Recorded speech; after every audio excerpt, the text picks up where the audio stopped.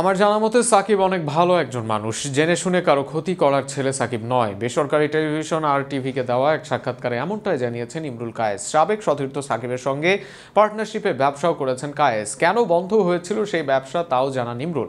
সাকিবকে ব্যবহার করা হয়েছে, সেই ক্ষেত্রে আরও ভেবে সিদ্ধান্ত নেওয়া উচিত ছিল সাকিবের, এমনটাই দাবি সাবেক টাইগার ওপেনারের। সাকিব খেলায় নেই দীর্ঘদিন, দেশেরই খেলায় নেই এমনটা নয়, বোলিংয়ে নিষেধাজ্ঞায় পড়ার পর থেকে কোনো খেলাতেই নেই সাকিব। যদিও কেটেছে নিষেধাজ্ঞা, তবে খেলার মাঠে না থাকলেও আলোচনার সমালোচনায় ঠিকই আছেন দেশের ইতিহাসের এই সেরা খেলোয়াড়। বেসরকারি টেলিভিশন আর টিভির অনলাইনে প্রকাশিত এক সাক্ষাৎকারে সাকিব সম্পর্কে কথা বলেছেন তার একসময়ের সতীর্থ ও ব্যবসায়িক পার্টনার ইমরুল কায়েস।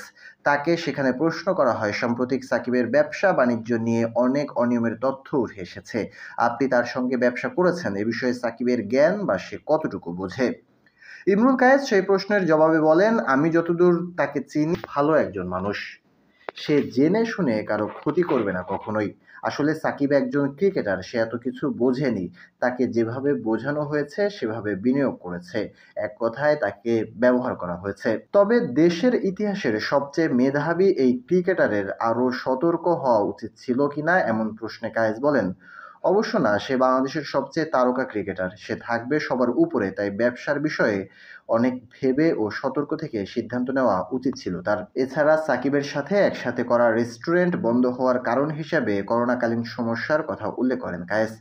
দেশের ক্রিকেটে সাকিব মাঠের ক্রিকেটে বিতর্কের ঊর্ধ্বে হলেও তার আচরণ বা বাহিরের অনেক বিষয় সমালোচিত অনেক আগে থেকেই। সেখানে ষোলকলা পূর্ণ হয় আওয়ামী সরকারের হয়ে নির্বাচন ও আন্দোলন চলাকালীন সময়ে চুপ থেকে।